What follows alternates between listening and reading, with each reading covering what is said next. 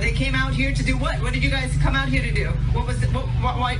We came out here to experience the weather. We just came out here to experience the weather. Yeah, we heard about all the evacuation going on, but we just came out here to experience the weather. Evacuation.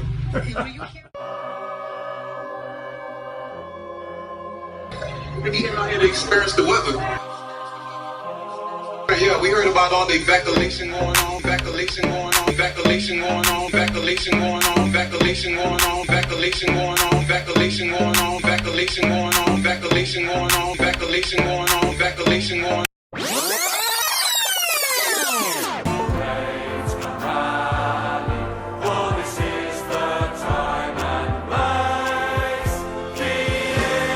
Y'all, thank you for tuning in to Dixieland the Proletariat. We're going to talk about Southern working class history and current events through a leftist perspective. Make sure to like us on social media at Dixieland the Proletariat or Dixie Prol. And if you want to give your wages to a bunch of rednecks, then subscribe to our Patreon page at patreon.com/DixieProl. Got a lot of cool stuff to give you, including CDs, stickers, and a cookbook. We also have a Spotify playlist with some great artists you also check out. This podcast is brought to you by Newport 100s in a Box, Camel Silvers, Black Coffee, Box Wine, Pedialyte, and Ryobi Chainsaws. Shout out to all our Patreon subscribers. Our monthly Patreon surplus goes to groups that are run by and or help marginalized people directly. As always, I'm Nelson, joined with Comrade Kate. I like turtles. Brother William. Illiterate sumbitch Tyler. And our guests this evening are Joey Thibodeau, co-chair of Southwest Louisiana DSA. Woo! And Harley, Secretary, Southwest Louisiana DSA. DSA in the house. Woo! What's up, comrades? How you doing? You're What the fuck just happened? I'm doing well. I got a lot of schoolwork I got to do, but other than that, just busy.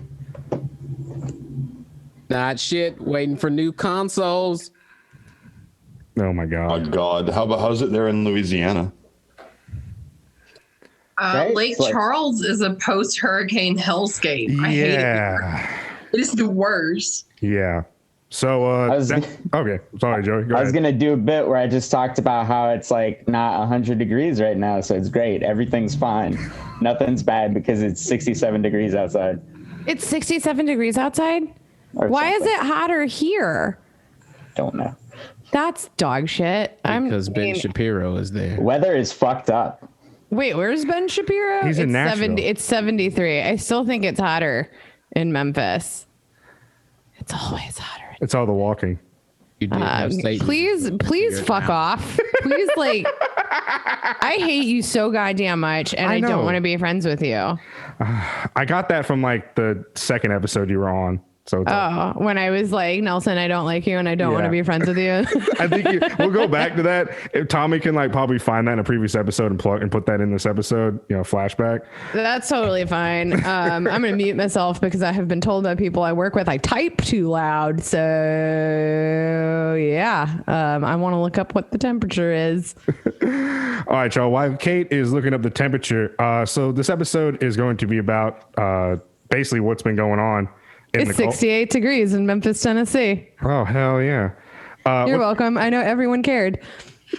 What's been going on in the Gulf with this very, very active hurricane season? So basically, Joey and Carly, y'all are in two different spots in Louisiana, but y'all have both had to go through a pretty active hurricane season. So obviously, the federal government doesn't give a shit. I'm pretty sure the state government doesn't really care. And I don't know how your local governments are, but if y'all could just walk us through just what's been going on, what's happening? Do y'all have power? What the fuck's up? At this point, the majority of Southwest Louisiana has power back. So there were two major hurricanes, two hurricanes that made landfall in Southwest Louisiana. The first one was Hurricane Laura about 6 or 7 weeks ago now. That one passed through Lake Charles. Was it a Hurricane 4 when it made it? Yeah, when it made it to Lake Charles, it was a hurricane category 4. The second one was Hurricane Delta, because we made it all the way through all of the names of hurricanes and made it into the Greek alphabet, which I've never heard of before this year. That's weird because anyway. The Greek alphabet has existed for a very long time. Sorry. I think it happened once before in 1994. Will, you would know. Will would know when in history, in U.S. history, that shit fucking happened. It's happened once before, but never this far in. I believe the bit was that it sounded like I said I'd never heard of the Greek alphabet before. Yeah, but you have to understand a thing about Will, and that's it. Will's a fucking nerd, and he's going to ignore comedy for the sake of being like, guys, I read a thing. Like, come on. Will for stays listeners, up. I'm definitely pushing my pantomime glasses up my nose. He really does. You should see him at work. He like educates the entire bar of the Wikipedia. Does it to our group chat, and no one asked. Will stays up for all hours of the night reading I believe it Wikipedia. has happened once. Black coffee. All right, but legit, let's cut back to it. So, like, Yeah. you guys have had, so, you know, this is one of the worst hurricane seasons on record, definitely, like, in recent memory. You know, Lake Charles, emphasis on lake, yeah, like, y'all got fucked. Like, y'all got fucked, and obviously climate change is a huge impact on that. You know, like, federal response is, you know, slim and none. Like, what the fuck is going on, and what are you all doing?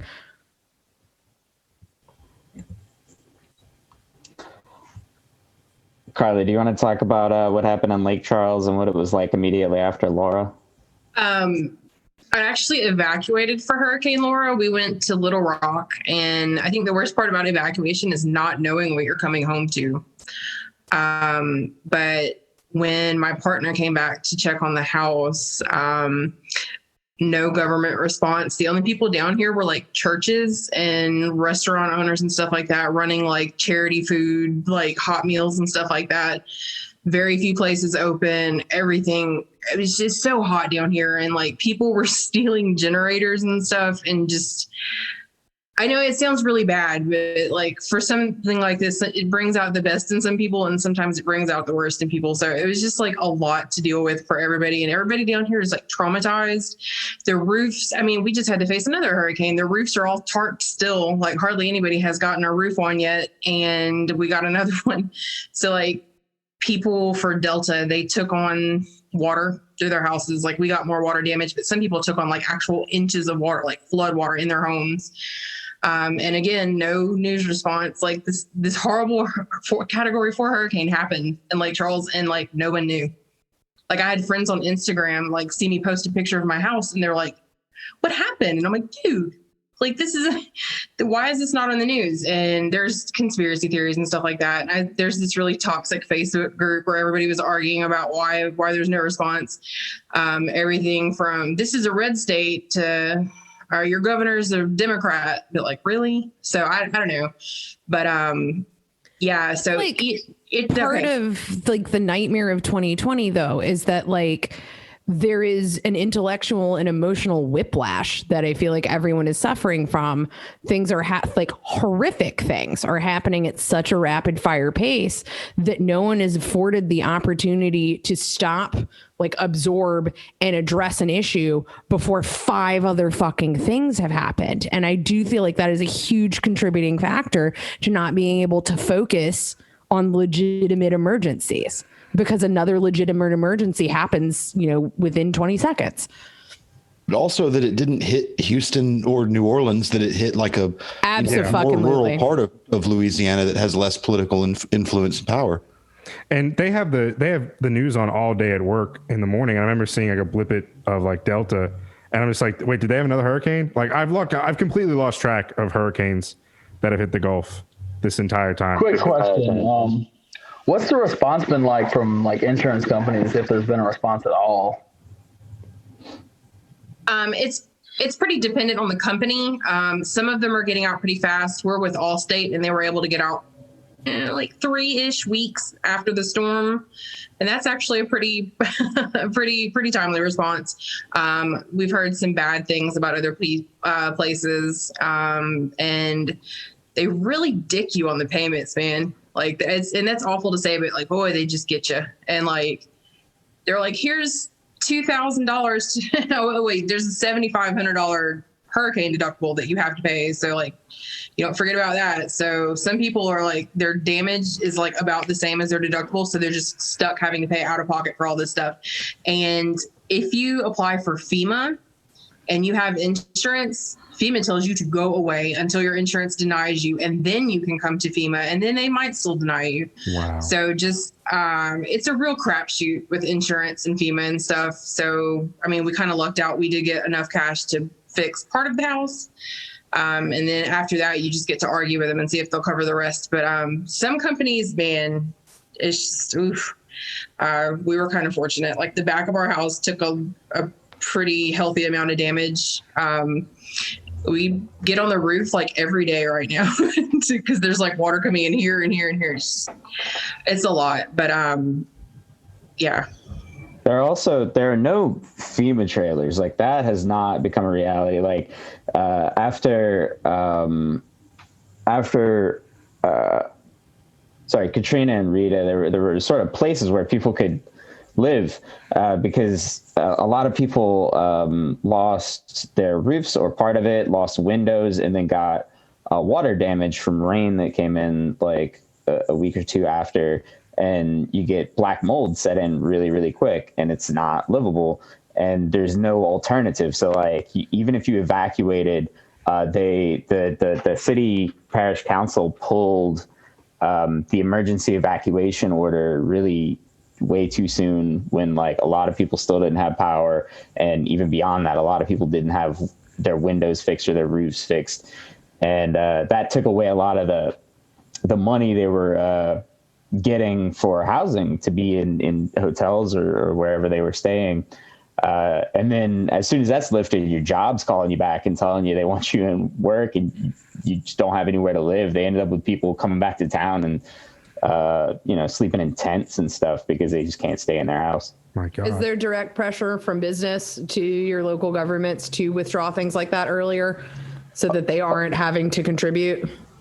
Here, sure. Yes, because we have casinos in town. Mm-hmm. There are three actually, but one of them is really crappy, but like two big casinos in town, LaBerge and Golden Nugget. And that's like a significant employer around here.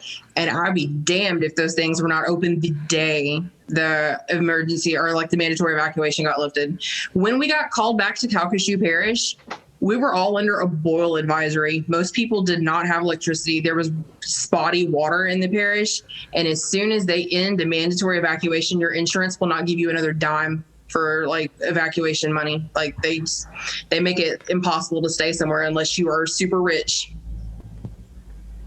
That was and how much of your parish is super rich? Yeah. No. Not a fucking lot. That goes into my next question. Tillman Fertitta, the owner of the Golden Nugget, he doesn't even live there. He's in Houston, I think. That's always the case. Public infrastructure. So, like, has there been any response by the state or anyone to fix, I guess, roads and bridges, like, empower the grid? Like, with Alabama Power sucks, and so I think Baldwin County went out power for like a week. So, like, or probably longer. So, what has been the response from utility companies in the state to get roads accessible, bridges fixed, and power back on, and clean water?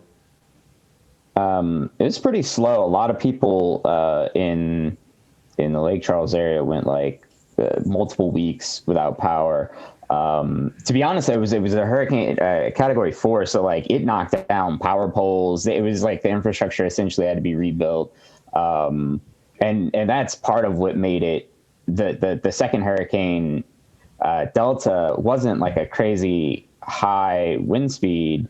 It was like a category 1 or 2 when it made it far enough north to hit. It had a really wide path, so it hit Lafayette and Lake Charles. But there wasn't as much like redundancy built in because they were just rebuilding the grid. There's also giant piles of debris everywhere. Like even people who got their yards cleaned up and got the limbs and the trees that were down chopped up and their sheds and their carports. There's just like giant amounts of piles of wood and sheet metal sitting in people's front lawns. So when any kind of hurricane force wind comes in, that's extremely dangerous. It also immediately clogs up the drainage. So that's kind of where you get some of the flooding from, is just tons of debris going right into ditches. So that exacerbates the flooding, because Laura, there wasn't a lot, like there was flooding along the coastal parishes, but most of it didn't make it as far as Lake Charles. But again, you compromise all the infrastructure on the first one. When the second one comes through, it's that much worse. For sure. Between the two hurricanes, do you know like the casualty count? Do you know how bad it was on that end?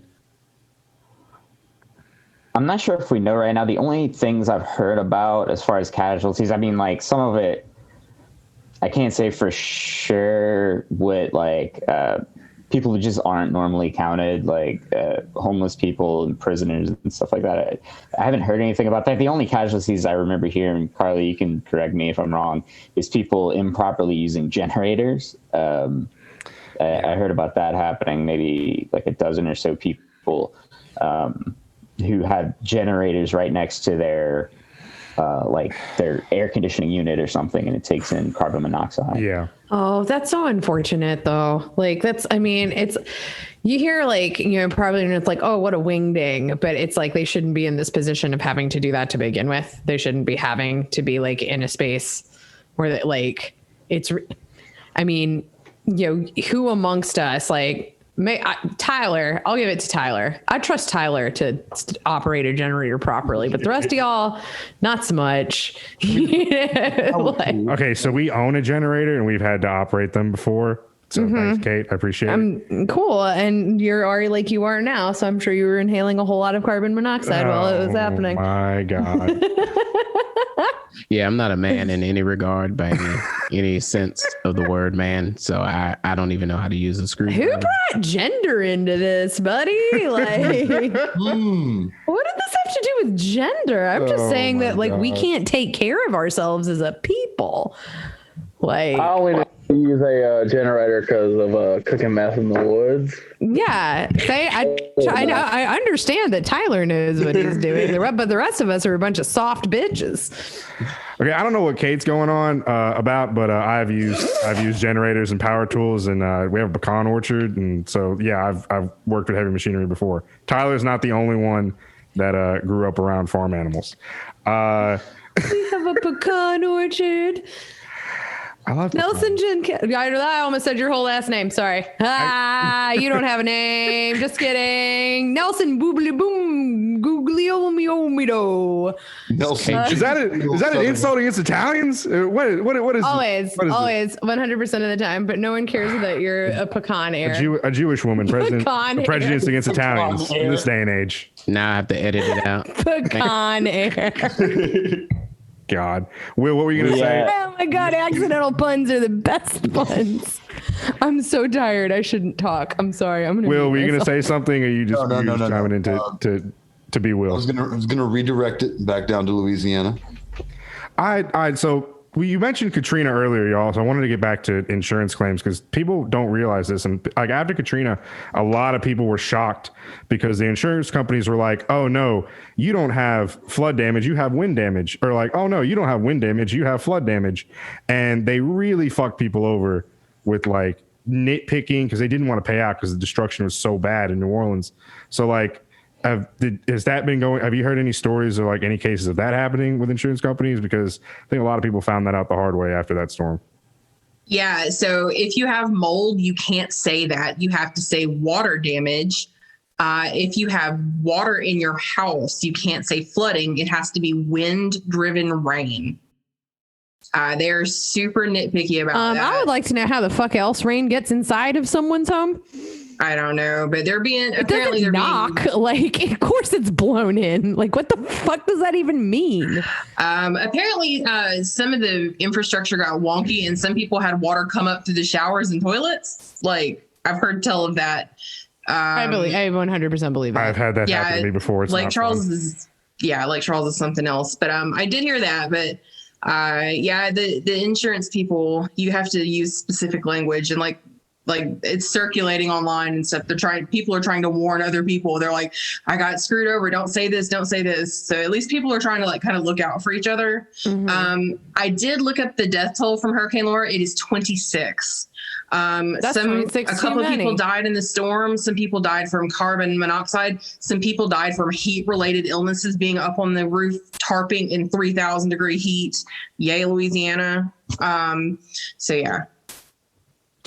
People from outside the South don't fathom how much the humidity just magnifies the heat. Oh, it's miserable to be roofing, to be up there in a crisis like that with that anxiety. I can't imagine. And like, I know that it's not the heat, it's the humidity. It's like such a fucking cliche, but like, y'all don't know. Like, I lived in Chicago for a long time, and 85 degrees in Chicago, you can wear a sweater in the shade. 85 degrees. And I'm from New Orleans originally. 85 degrees in Tennessee is like, God damn it, it's fucking summer. 85 degrees in Louisiana is like an actual sauna. Like, if you go out to get your fucking mail, congratulations on having to change your shirt because you're soaking fucking wet. Like, I don't know how to describe to people like how goddamn hot it is down there. Yeah, you wear that shit in Louisiana. So I know during Katrina, so like post Katrina, I was working for a legal assistance program for evacuees, who at that point were essentially refugees because there was nowhere to go home to. We had a lot of issues with like the people that we were representing. First off, like, I mean, you know, having any legal assistance at all is so necessary to navigate exactly what you're talking about, especially when it's government shit. But like having an expert on who knows like these bullshit language things to like fight their way through. We had a lot of issues with like on government assistance with proof of residency, where like we would have people from FEMA or from HUD requesting things like, we need 6 months of your past energy bills to prove that you were a resident of the space. And our clients are sitting there like, oh man, I'm so sorry. I forgot to grab that file before I was like hatcheted out of my attic roof. Like, you know, well, there was 8 feet of water inside of my house. My bad. Like, is the same thing, like, has that changed at all since Katrina? Like, has that gotten any better? Has it gotten any worse? I mean, arguably it's even worse for president now, but like, is that still how it stands? For like government assistance, I can say like one thing, that there was only one shelter in Louisiana open. It was in Alexandria, I think. Yeah, it was in Alexandria. It's like a super shelter. For like COVID purposes, they don't want to have like congregate shelters, but it's how far is it from Lake Charles to Alexandria? It's like a couple hours, right? It's yeah, like 2 hours and some change. So basically, you had to, if you wanted to be like sheltered, you had to have transportation and get everyone in the car, and then bring ID and proof of residence to Alexandria, and then they would find you a hotel in New Orleans, and you had to drive another like 2 hours to New Orleans to your hotel, which is even farther away from Lake Charles. Yeah, it was a nightmare. There was very little in the way of government assistance for shelter. I think your better bet was to find a place on your own and then request assistance through your insurance if you had that. I don't know what renters have been doing other than going out of pocket. Carly, are you more familiar with that? Because like I didn't evacuate for the second one, and I honestly don't know what I would probably just go into my fucking parents' house or something, but. Renters, as far as what I've seen, I haven't seen anybody that's gotten renter's insurance to pay for a hotel. I saw a lot of GoFundMes, a lot of Cash Apps posted, a lot of stuff like that. So like friends helping friends, mutual aid and stuff, that's been lifesavers. People letting people crash on couches, especially if they've got pets, because a lot of places don't want to allow pets, even like in the midst of a hurricane when we're fleeing for our freaking lives. They're just like, damn, I'm sorry, your dog is kind of big and that sucks for you. We ended up finding a place that would allow us to take our dog and our cat. So that's cool. But like a lot of people were out of luck. I did call one hotel in Baton Rouge, and they're like, yeah, we'll be willing to like waive the dog fee and like restrict breed fees and stuff like that. So that was cool. But there was like one room left and I was like, damn, I don't want to take that because somebody closer could use that. And just, but yeah, mutual aid, friends helping friends, like all I could say for renters. Yeah, we've been Venmoing people for like emergency housing and stuff as much as we can, but we, you know, our DSA chapter is like raised some decent money, but it's that sort of thing is like, we can't swing that kind of thing like for everyone. So it's just impossible. So like what other like money is obviously a huge part of mutual aid. Unfortunately, it is a huge necessity since we can't rely on the powers that be to take care of the people that they govern. What has mutual aid actually looked like from your chapter? And any other organizations in the community, like what other places are people stepping up? Before, if you don't mind, just as an aside, before we get into the response, I had a thing about Laura that is kind of overlooked and will be sort of forgotten by most people. But immediately after Laura, there was a chemical plant that caught on fire.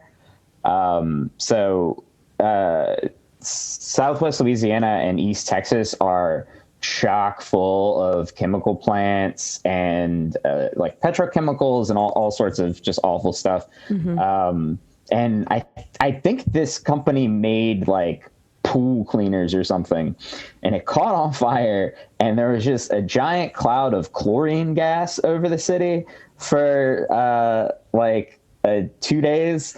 And so it's like the government got on and was like, hey, everybody, turn off your air conditioners and close your windows. Oh my God. Nobody's air conditioners are running anyway, and no one has fucking windows. No.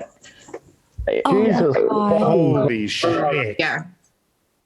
To my knowledge, it hasn't killed anyone, but I can't imagine what it did to people's lungs. Are people actively so obviously y'all's woke as fuck, but like in the community, like what kind of conversations are being had about environmental racism? Because like, you know, or just like y'all are being victimized, you know, essentially as po folk, you know, who, you know, perceive, like, I mean, let's face it, like, you know, poor people are perceived as expendable. And clearly if you all have like, you know, one, you're in a physical space that has, you know, flood risk, and anybody who wants to come at me with like, well, then they should live somewhere else, you can fuck off. I will go fucking fight you. Like, pick an alley and I will fight you in it. Don't tell people. Expensive. And also just like, don't tell people to abandon their homes. Like, fuck you. Every place has its pitfalls. And like, you know, like from a cultural standpoint, that is a despicable thing to tell people, to just up and abandon your entire life and go somewhere else. You know, even if they have the resources to say, like, so fuck off with that. Anybody who wants to like shit post us about that later, because it will come. But like, legit, pick the fucking alley, bitch.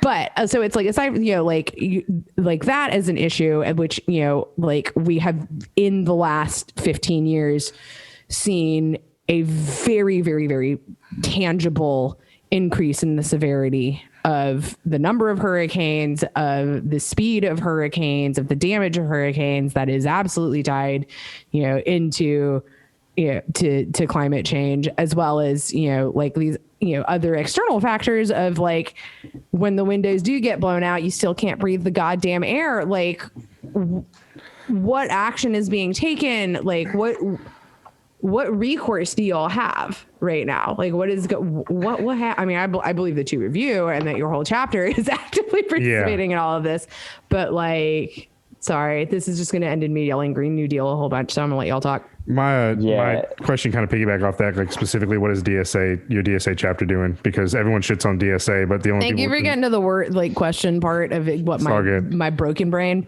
It's all good. Cause like people like to shit on DSA, but I tell them like in the South, like a lot of the, like anything left of center mutual aid is coming from DSA. So like, what are y'all doing to help? So I think the first question sort of relating to the chemicals and shit, like we have insanely high cancer rates here. It's really bad. We have like refineries. It's also like most of our economy is based on petroleum and natural gas. And we have one of our comrades in DSA, Comrade Jeremy. he works offshore. So he sees all that stuff firsthand, and he's our representative in the like the eco-socialist working group, and they're working on really pushing the Green New Deal. I want to say that DSA National is, I think, maybe I have this not 100% right, but they voted essentially to make the Green New Deal one of like their tier 1 policy goals recently. So he's been sort of shilling for our end of things and how it would affect us, because we're on the front lines of it in that national group. As far as like what's going on down here, I'll tell you that as far as the conversations go, I think if you pressed most people or half of people about the chemical plants, about what the offshore drilling is doing to our environment, what it's doing to our coastline, they would just say something jobs. I was about to say, like, how much of the economy, how dependent have you all been forced to be upon? Yes. Louisiana basically has oil, sugarcane, tourism, and then the rest is cottage industry. Like, you either work offshore or you work at Popeyes, where offshore workers come buy the chicken. Like, I don't know. It's completely encircled around working offshore. That's like kind of the only avenue to like a middle class job in Louisiana or South Louisiana is you go drill for oil. In Lake Charles specifically, like that chemical spill, that fire that like put chlorine gas everywhere, those plants are a huge employer like here, and that's like a good job, and people will defend that really hard. Like, even though it's like terrible, cancer, all these bad things that are just like stacking up in the environment, you know it's bad, like that you can see it burning in the sky every night when you cross the bridge, but they're still going to defend it because it's like their livelihood. It's coastal coal. Yeah, we're basically an extraction colony. If you've ever seen Handmaid's Tale, like the colonies or whatever that they send them to go work at, where they're just like mining cancer out of the ground or whatever, that's pretty much Louisiana. Has the fishing industry just been destroyed by these storms, like shrimping and fish, like anything? Like, is it just gone? It's the seafood industry is still a part of it, but it it took a hit after the BP oil spill, big time. I mean, it's still there. I'm sure it's diminished since then somewhat. And we import a lot of stuff. Even in Louisiana, you'll find a lot of like imported crawfish and stuff all over the place. So thanks, Vietnam, for all of our delicious crawfish. Now, firsthand, like from what I've seen working in a restaurant, like all our Louisiana connections, we were getting oysters and shrimp and crawfish from Louisiana. All that shit is fucking pretty much gone right now on our end.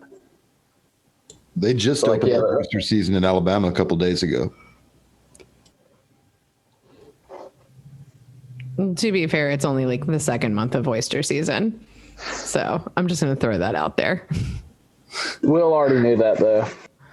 Shut up. Kate actually has a boat. I'm just saying, I don't want to eat oysters in a month without a fucking R in it, motherfuckers. Let's all, like, I think that's a good rule of thumb. There's a reason that that's a cliche. And, you know, August doesn't count. Tommy, you're our climate change expert. What do you say?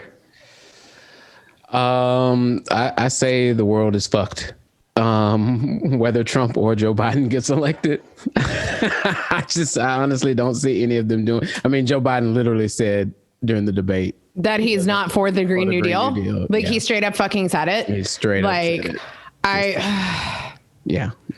So I have no faith. Literally, if we don't do anything within the next 10 years, like we're fucked. Like, our kids don't have a planet. Our kids won't have a planet. Like, there'll be places on this earth. Her kids won't have kids. Like, they won't have the physical capacity to, because their bodies will be so riddled with whatever we're putting into them. Exactly. And there just be places on this earth that'll be unbearable to live. You know, obviously shorelines are disappearing, getting closer and closer inland. Louisiana is disappearing. It's just bad all around. I can't remember where I saw it. I think it might have been like one of those things where like someone described a tweet to me, so I can't possibly remember the source of it. But it was basically like the hurricanes this season have been like knocking out power in like central and north Louisiana way more than normal. That they're normally really safe. That's like where we evacuate to. But the reason they're doing that is because central and north Louisiana are closer to the coast than they've ever been. So it just makes it up there stronger because there's just not as much land in between them and the Gulf. Right. So yeah, the storms have been like hitting normally like Lake Charles and Lafayette. It's really uncommon for us to get take really serious hurricane damage because there's usually a lot of land between us and the Gulf, or there has been in times prior, and that'll slow them down. But that has not been happening as much, and you can really notice the difference. Yeah. I wanted to say earlier about when you were talking about insurance companies, during Hurricane Harvey, I was in Houston and I sold roofs in Houston, and man, working with insurance companies during that hurricane is probably the worst thing that I ever had to do. That's when you realize the true nature of capitalism and how insurance is just the biggest fraud on the planet. Like, these people do not care. They do not care about you or your life. I don't know how it is in Louisiana, but in Houston, there were designated spots called flood zones. And those areas, if you got a house in those areas, like you're mandated to get flood insurance. But that's how New Orleans is structured 100%. Like the Irish Channel, lower 9th, 11th, like all of that, it's mandatory. Right. So like if you live in an area that isn't designated a flood zone and you're not mandated to get flood insurance, and a lot of those people in Houston at the time did not have flood insurance. And as you know, during Harvey, everything got flooded, everything, flood zone or not, everything got flooded. And a lot of insurance companies were like, well, you don't have flood insurance and this isn't covered, or they would cover you under hurricane insurance. And as you guys said, hurricane insurance deductibles are the highest deductibles that you probably have when it comes to storms and anything like that. So, people were literally losing homes because they couldn't afford to, fix roofs. And it's just bad. It was bad all around. Like there was a neighborhood that did not come back because no one there had insurance, they had flood insurance, and no one there could afford to fix anything. So the entire neighborhood just literally went to shit, like didn't rebuild, didn't do anything. They bulldozed it and made it into a park. Like, I think it officially became real, I think like a year ago, 2 years ago, something like that. But yeah, it's crazy. Going back to mutual aid, guys. So y'all talked about so it's churches and restaurants doing the thing, like, but then you talked about like debris and everything being like strewn about. Like, has anyone besides like churches like come into, like, is anyone been attempting to pick up this trash and like throw it away? Like, please tell me there's something else besides churches. Yes, the city has hired contractors with these huge trucks that have claws on them to come in and like pick stuff up. But there's so many people out on the roadways, and they're trying to get people to stay home and park off the street and stuff so they could actually do their jobs. Piles everywhere. Like I live in a cul-de-sac and the truck can't get down here very easily. There's somebody like lives 2 houses down that's got, I don't know, it's probably like 12, 14 feet high, full of branches and mattresses and just stuff. It's crazy. Like the whole street stinks because of like trash bags and just, so they are doing things like they've got the main streets clear, like Bryan, Lake, Nelson, and of course like the rich part of town is fine, but like north of town looks pretty rough. South of town, once you get off the main roads, looks pretty rough. Yeah, we so immediately after Laura, we got like some scouts out from our chapter, and also we partnered with Mutual Aid Disaster Relief, and also DSA New Orleans, and a bunch of mutual aid societies in New Orleans. and just some local people who had connections and new people. And so like we got to like scouting to start with to see where stuff was passable and what was needed. And we got out, I think, I went out to Sulphur like the day after, because my girlfriend's mom is on oxygen. She's on a ventilator and, or not a ventilator. What do you call it? Like a concentrator. And so they didn't have enough tanks for them to evacuate and get stuck in traffic. So they had to basically just buy a generator and ride it out so that she could have oxygen. Well, then all the electricity is knocked out and the roads are impassable, so they can't get gas for the generator. So we basically had to drive from Lafayette to Sulphur, which is just outside of Lake Charles, with just gas cans in the trunk, like whatever we could borrow, and just hand deliver it to them. Just to like be a little bit more specific, can you describe for people outside of Louisiana, like what that drive is like how long that is? Sure. So on ideally it's about an hour. That is taking I-10. I-10 was closed. So round trip or? Oh no, sorry. 1 hour each way. Okay. Hour-ish each way. We had to go way out of the way. We had to sort of take a different route. We had to go like up north and then west and then southwest. It took us about 2.5 hours to get there. This was also while the chlorine gas was hanging around, so we had to like roll up the windows and shut off the AC in the car before we got to Lake Charles and suffer in the heat, and then just kind of hope for the best once we got to Sulphur. They were saying that it was pretty clear, like kind of lifted. You could see it over the city, like, but it was not at like ground level at that point, so we felt okay about it. We also got like people just driving around scouting, trying to make connections and talk to people. Within a couple of days, we actually hooked up with this drive-through daiquiri shop in town, which is a Louisiana anachronism. But they let us basically use that as a supply distribution point.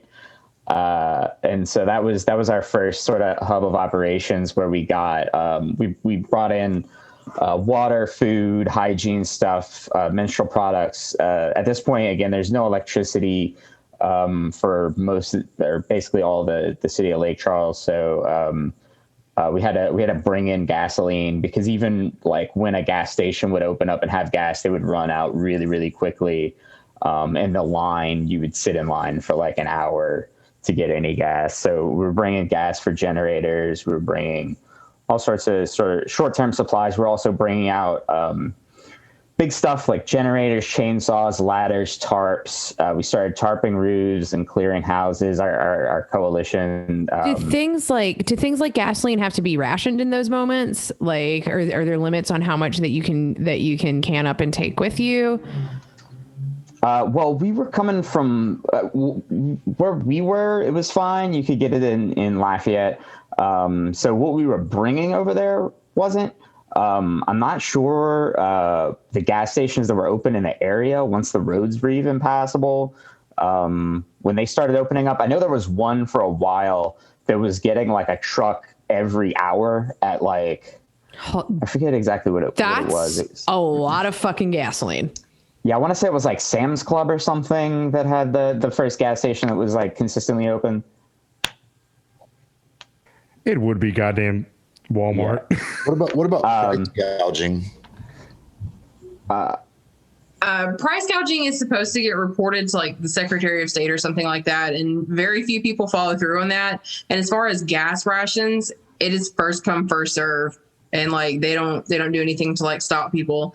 So somebody comes through with like a huge truck and 15 gas cans in the back. It sucks if you're behind them. That's the future libertarians want.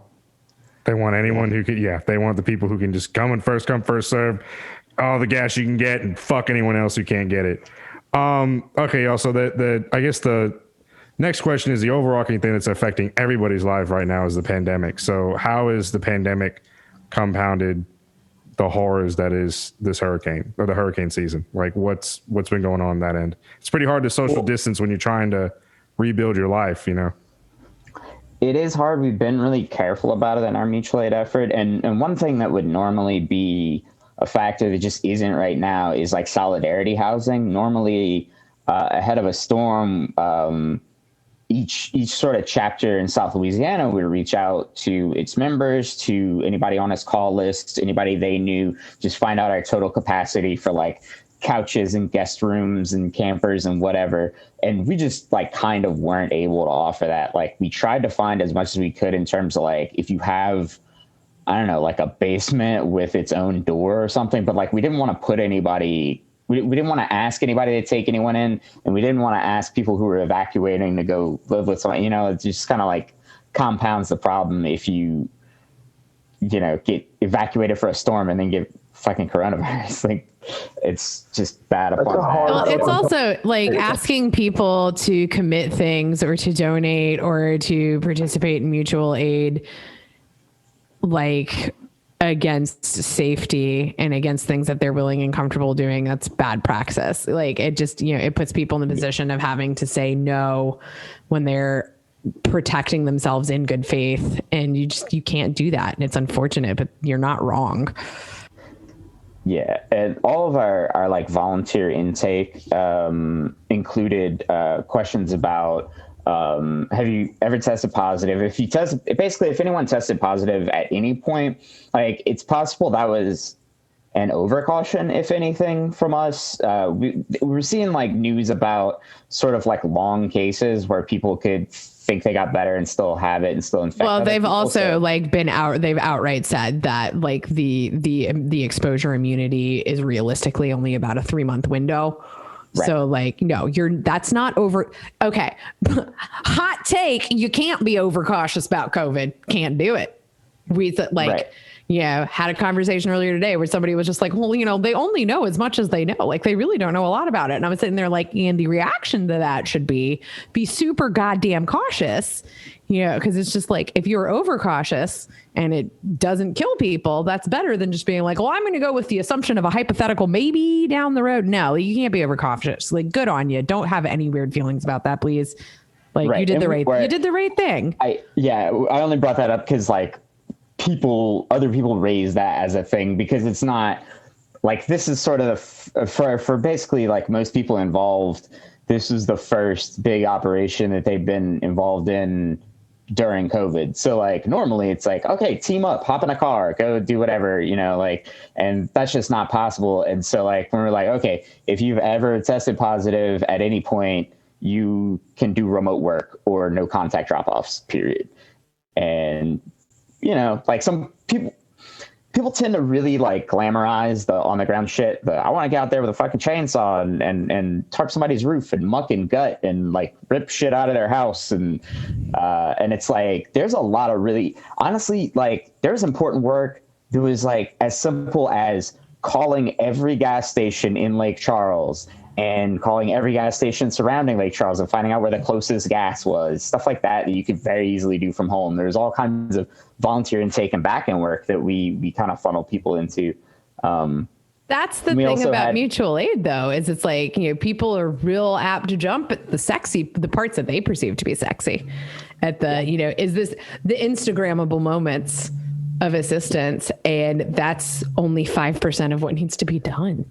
Most of it's just phone calls. Like, I don't think people realize, like, the vast majority of mutual aid is just picking up a phone and saying, hi, I am so-and-so with blah, blah, blah organization. Hey, it's me, your old pal, Kate Malden, Memphis Mid-South DSA. We're trying to get X, Y, and Z done. Can you please contribute A, B, and C? And then they're just like, no. Okay, cool, thanks. And call the next person. Were you supposed to say your last name? I don't know who's allowed Everybody knows my last name. Everybody knows my last name. I'm not good at hiding who I am. I'm on a lot of lists. Everybody knows. We're good. We're tote school. Like, it's fine. Tyler, did you found myself on a KeyWiki list? Are you on KeyWiki? Do you have a key? I'm surprised I don't have a KeyWiki. I have a KeyWiki.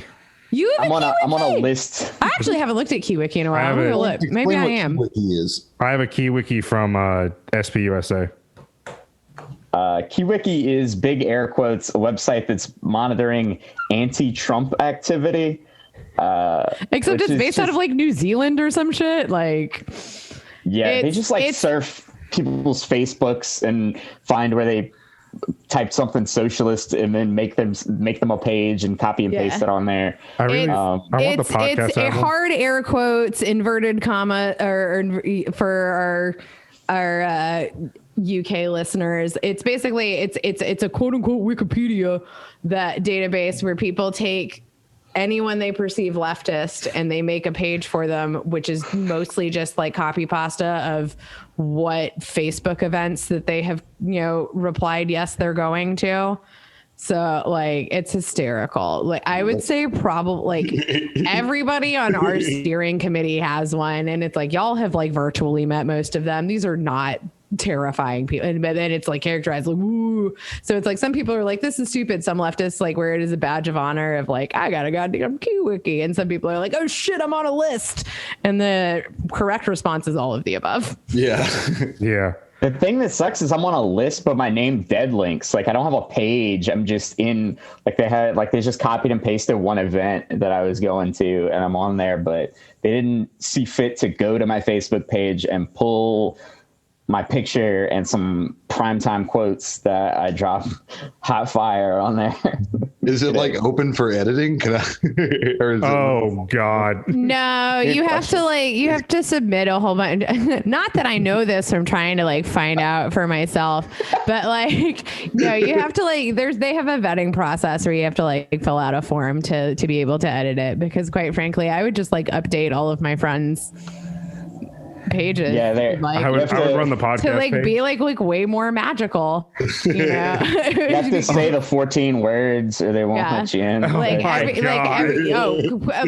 90% sure that's part of it. But like, yeah, no, like everybody who's been like dragged out of the Tennessee State House by their hair, I would like also be putting in like, and just like makes a damn fine, like Google, like they're really, like has a cat named Barnaby. Like I would 100% be adding that shit. And what are they going to do? Remove it? It's accurate. Like fuck off. Jesus. Yeah, you're just dead linked to your chapter. Joey, I want to say thank you for bringing that up about mutual aid. How like people want to go out and, how Kate said, do the sexy work, but I know a lot of comrades that are not physically able to actually go out and do like grunt work like that would feel really appreciative when people recognize that they can stay home and do things that are just as important as getting out there with a pickup truck and a chainsaw and hauling shit. Like phone calls are important, like a central command center. Like all these people out in the field, you have to have somebody to tell them where to go. And so like that's a very important thing. And I know definitely personally, I know comrades that are not physically able to for one reason or another can't go out and do the grunt work, and they feel bad because they want to but they can't. So thank you for bringing that up, because that is a huge important thing that people tend to forget about mutual aid. There has to be somebody coordinating all this. Yeah, it's so important. And also you can do it from wherever. So like you don't need to fly in from fucking Boston to try and fix somebody's roof. Like you can just get our Google form and go through and call people or something, or whatever. Like there's a million other things you can do from your house. And there's always going to be people who come in from out of town. Like we had a lot of people coming in from New Orleans. And that's just part of it. Is like, even if we knew everybody in Lake Charles, a lot of them were not fucking in Lake Charles, like the town was like, had big evacuations. They also were dealing with some shit, locals couldn't. So it was really cool to have the support from New Orleans and from Baton Rouge and from Lafayette. Hell yeah. Sorry, go ahead, Will. I'm sorry. Where could people donate to or support your organization? Oh yeah, for sure. Okay, so let me give you a little rundown real quick of sort of how our fundraising has gone and what we've spent stuff on, and then we could do that. So I started a GoFundMe for our chapter's effort. We raised, up to this point, we've raised around $18,000 through that GoFundMe, which is amazing. I initially set the goal at $5,000, not because that like is all the money we're gonna need. It just sounds like a lot to me because I've been poor my entire life, and we raised that in like 8 hours, and I flipped the fuck out. So we've increased it as we've spent some of the money. We're doing a lot of direct aid in terms of just like for Delta, we spent a little over like $3,000 just giving people money to evacuate. Like we mentioned earlier, like renters are kind of out in the cold for evacuating and finding a place to go. So we were just handing people cash. When we had some evacuees in town for Laura, we went and brought like a bunch of, they were at a motel that was right next to a Walmart. So we just got a shitload of Walmart gift cards, which by the way, I was insistent on getting the kind of gift cards where you can get tobacco and alcohol. Cause like they have the shitty like narc option where you can't get tobacco and alcohol with it. And I'm like, they're getting like food donated and clothes donated. And it's like, if they've got that shit and they need cigarettes, they need fucking cigarettes. Anyway. Yeah, we've also bought a bunch of tools. We're starting a free store here in Lafayette and one in Elton, which is sort of rural community northeast of Lake Charles. The one in Elton's gonna have like a storefront. The one in Lafayette's probably gonna be in a park, just because the rent's higher and stuff. We can do for now. For now, yeah, that's where we're starting. Or if not in a park, we have a really cool look how Birmingham started, and look at them now. Like just fucking do it. That's so dope. That's joyful. Let me see if I can show you all the shit I bought. Okay, I want to just like just to describe. He just like got up and just turned around, and there's this like massive pile of just like fucking snacks and sanitation stuff, and just like bottled water, like all kinds donuts? of toiletries. Like hell yeah, hell to the yeah. Also, there's more coming. There's more of that coming your way. Wink, wink, and that's all I'm gonna say about it. Like on the show. Yeah. We got hygiene supplies. We got socks, underwear. We got food. We got medical supplies. I bought some smokes to hand out. Hell yeah. So people got something to trade if that's what they need. Also, like, who's gonna like? I'm sorry if you're begrudging somebody like a fucking nicotine hit in a time of crisis. Like, please just fuck off. One, like, we got to wrap it up. But I've got like one last question. Hurricane relief is inherently reactive. And we know that a year from now, we're going to be sitting here having a similar conversation. What can folks do in the off season, be it on an electoral level, on a legislative level, on a lobbying level, on a mutual aid level, to help prepare better and make next year better? For sure. I just want to note that Carly said a transformer blew in her neighborhood, so I think we have lost her. That would explain why her face has been frozen. Okay. Yep. I think she's coming back. She's coming back. She's connecting to. She's back. Okay. You're back. Thank goodness. What happened? Oh no. Oh no. Oh yeah. Now she must be on data. Wait. She's got to be on data. She can't connect to the Wi-Fi if a transformer blew. Right. Well, the cell signal is terrible there. My boyfriend is running a hotspot off his phone. Oh, great. Yeah. Fun times. Yeah. Thank you for trying. Just thank you for trying. Yep. Kate asked what I was going to ask. Like, what have we learned? Like, what can we do to prepare for next time? Right. So we're brainstorming a lot of long-term projects, and that's part of the free stores. We want to try and make that sustainable so that we have a place to give people supplies immediately. One of the other things is someone brought in a solar trailer, which is really like a cool thing. It's basically just like one of those big white storage trailers with solar panels on it. You can use it. You can bring it to places without electricity, so you can charge tools and phones, and you can run a hotspot off of it and stuff. That's really awesome. We're eyeballing that. We have some money set aside. Like, we've earmarked almost all the money we've spent, but we have a chunk left over that we're looking at that. We're trying to think of long-term stuff in addition to the short-term aid. Like we mutual aid disaster relief got a lot of grants and a lot of money to do the short-term stuff.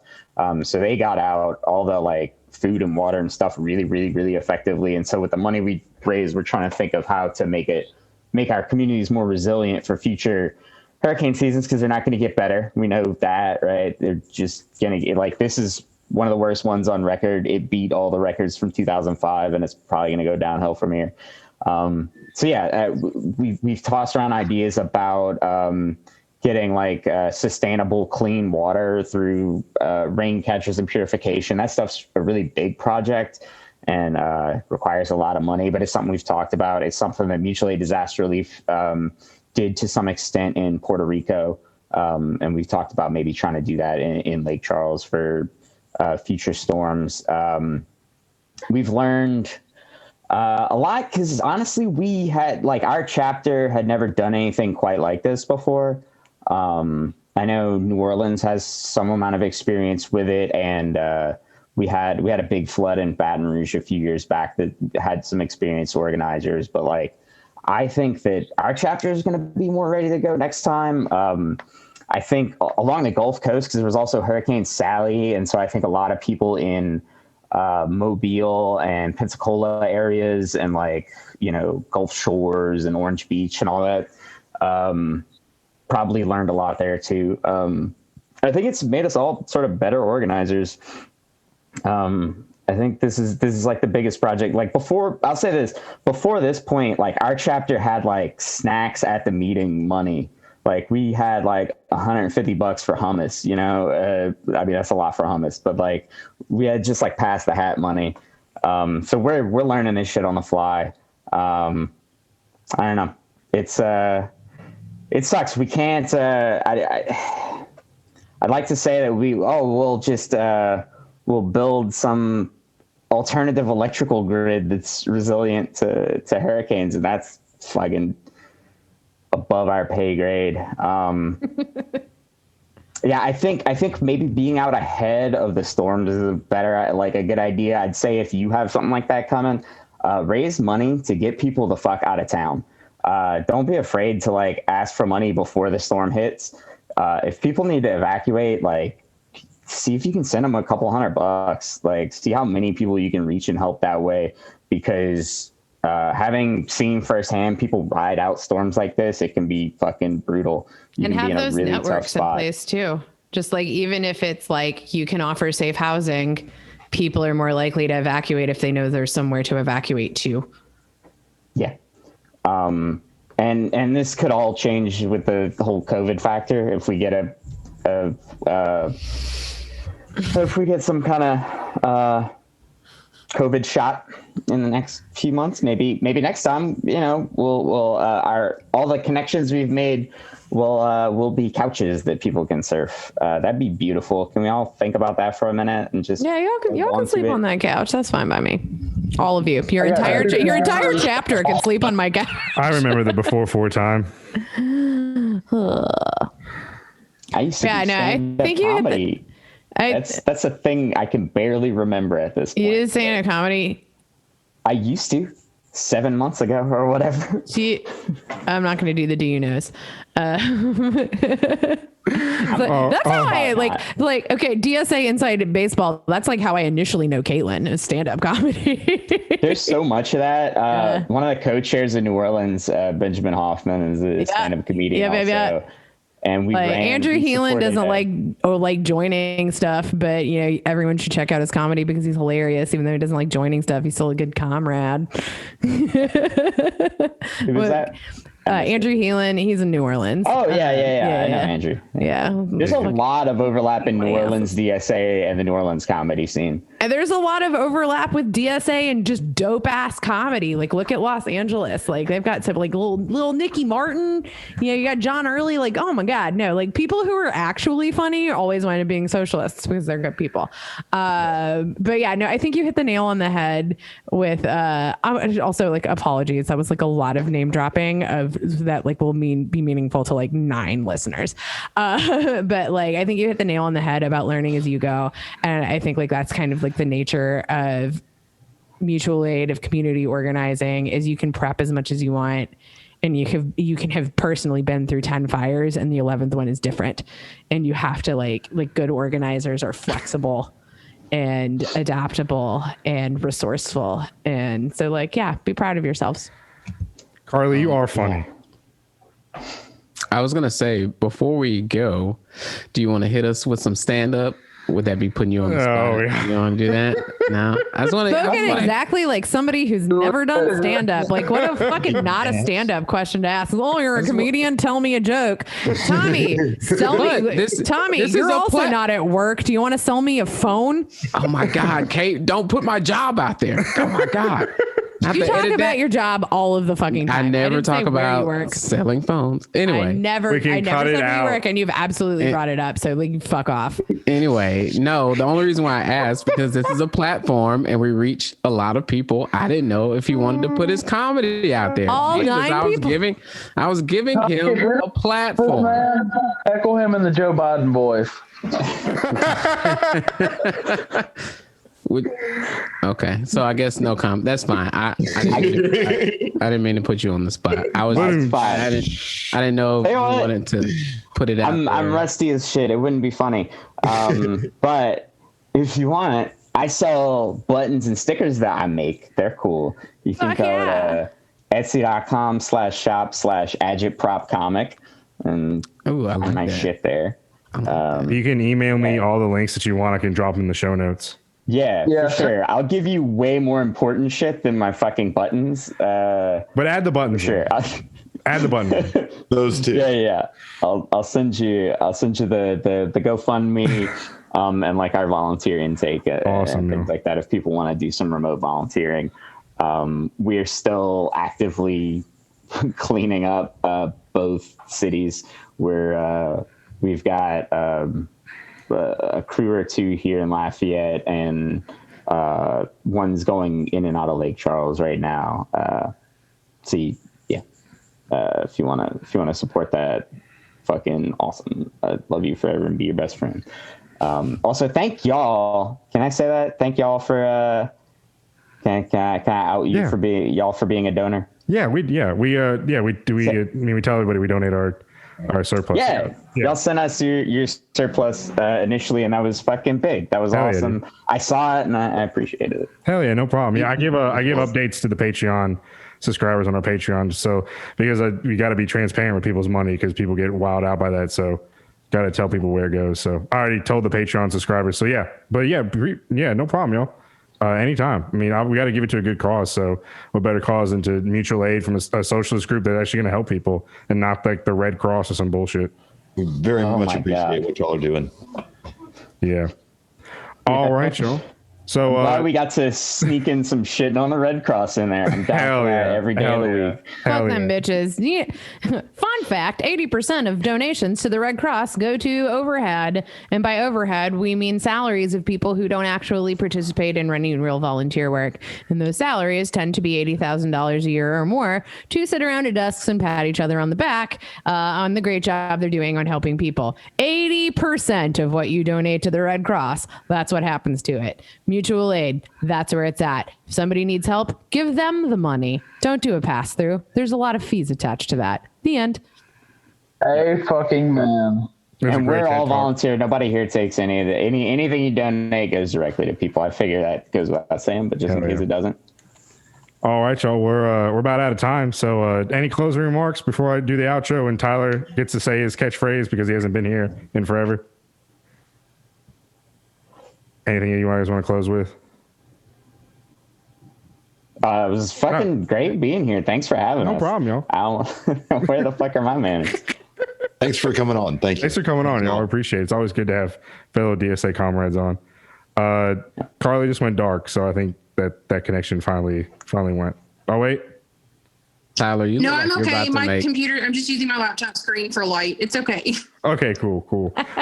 Tyler looks like he's about to make the most wicked porn. All right, so let's let Tyler take us out then. All right, y'all. So at Dixieland, the proletariat, we believe the South will rise again, but this time for the right reasons, those being worker-owned means of production, decolonization, self-determination for all oppressed peoples. Make sure to like, follow, and subscribe to us on social media at Dixie Prole. We are coming to you from the birthplace of the Civil Rights Movement, Montgomery, Alabama, and the Bluff City, Memphis, Tennessee. We'd also like to recognize that we are recording on occupied land that rightfully belongs to the Muskogee and Chickasaw nations. And Tyler, for the first time in a long time, what do you got to say? Good Lord willing and the creek don't rise. I will see y'all next week. And most importantly, love each other, no exceptions. Hell yeah. All right, y'all. Till next time.